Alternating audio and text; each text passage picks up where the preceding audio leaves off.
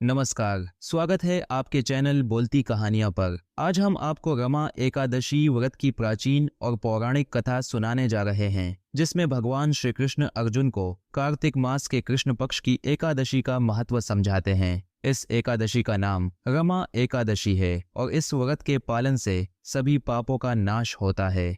बहुत समय पहले की बात है, एक महान राजा मुचुकुंद राज्य करता था।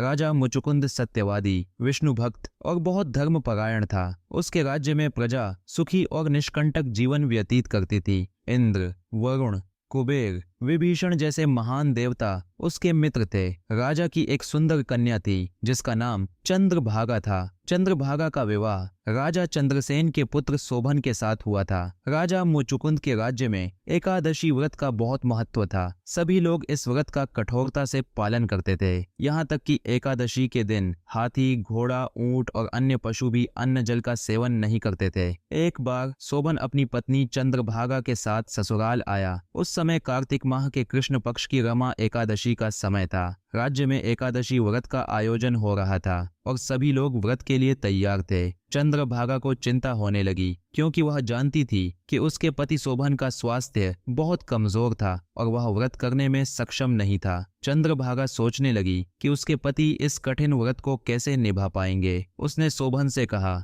हे स्वामी, मेरे पिता के राज्य में सभी लोग, चाहे मनुष्य हो या पशु, एकादशी के दिन भोजन नहीं करते। अगर आप व्रत नहीं कर सकते तो किसी और स्थान पर चले जाइए, क्योंकि यहाँ आप बिना व्रत किए नहीं रह सकते। शोभन ने कहा, हे प्रिय, तुम्हारी बात सही है, लेकिन मैं केवल इस व्रत से बचने के लिए दूसरे स्थान पर नहीं जाऊंगा। मैं व्रत करूंगा, चाहे मुझे कोई भी कष्ट क्यों न सहना पड़े। भाग्य में जो लिखा है उसे टाला नहीं जा सकता।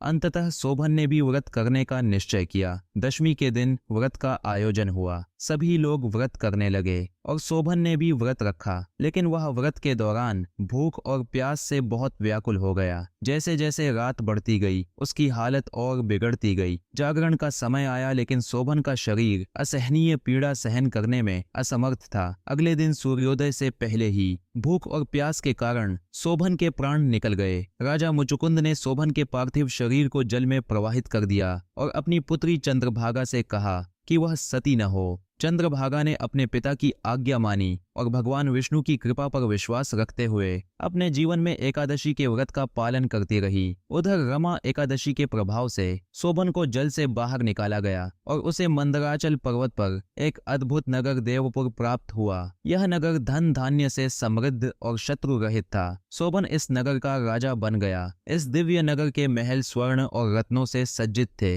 राजा शोभन स्वर्ण और मणियों से बने सिंहासन पर बैठा था और उसकी सेवा में गंधर्व और अप्सराएं उसकी स्तुति कर रही थीं। यह दृश्य ऐसा प्रतीत हो रहा था जैसे दूसरा इंद्र खुद वहां राज कर रहा हो। कुछ समय बाद राजा मुचुकुंद के नगर का एक ब्राह्मण, जिसका नाम सोम शर्मा था, तीर्थ यात्रा के लिए निकला। घूमते हुए वह मंदराचल पर्वत पर शोभन के राज्य में पहुंचा। वहां उसने शोभन को पहचान लिया, जो अब दिव्य नगर का राजा था। ब्राह्मण आश्चर्यचकित हो गया और शोभन से बोला, हे राजन, आपने तो रमा एकादशी के दिन व्रत के कारण प्राण त्याग दिए थे, फिर यह दिव्य नगर आपको कैसे प्राप्त हुआ? शोभन ने उत्तर दिया, हे ब्राह्मण देव, यह सब रमा एकादशी व्रत का फल है। यद्यपि मैंने यह व्रत बिना पूरी श्रद्धा और व्यवस्था में किया था, फिर भी भगवान विष्णु की कृपा से मुझे यह अद्भुत नगर प्राप्त हुआ। लेकिन यह नगर अस्थिर है। ब्राह्मण ने पूछा, यह नगर अस्थिर क्यों है और इसे स्थिर कैसे किया जा सकता है? शोभन ने कहा,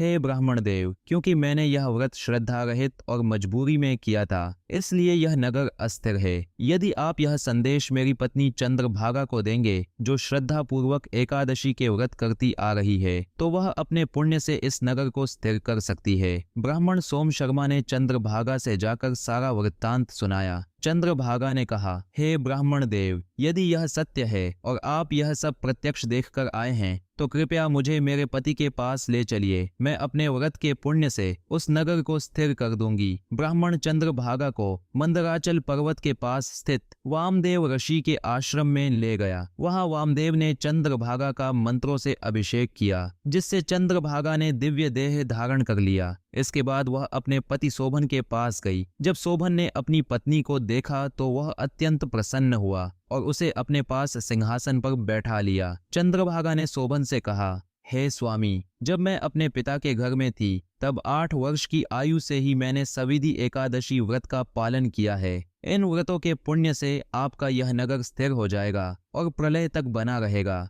इसके बाद चंद्रभागा और शोभन दिव्य स्वरूप में सुखपूर्वक उस स्थिर नगर में निवास करने लगे। भगवान श्री कृष्ण ने अर्जुन से कहा, हे अर्जुन, जो कोई श्रद्धा पूर्वक रमा एकादशी का व्रत करता है उसके सभी पाप नष्ट हो जाते हैं। जो मनुष्य इस व्रत की कथा को सुनता है वह अंत समय में विष्णु लोक को प्राप्त करता है। ये थी रमा एकादशी की पौराणिक और दिव्य कथा। अगर आपको ये कहानी पसंद आई हो तो बोलती कहानियां चैनल को लाइक, शेयर और सब्सक्राइब जरूर करें। ऐसी ही और सांस्कृतिक कहानियां सुनते रहें। धन्यवाद।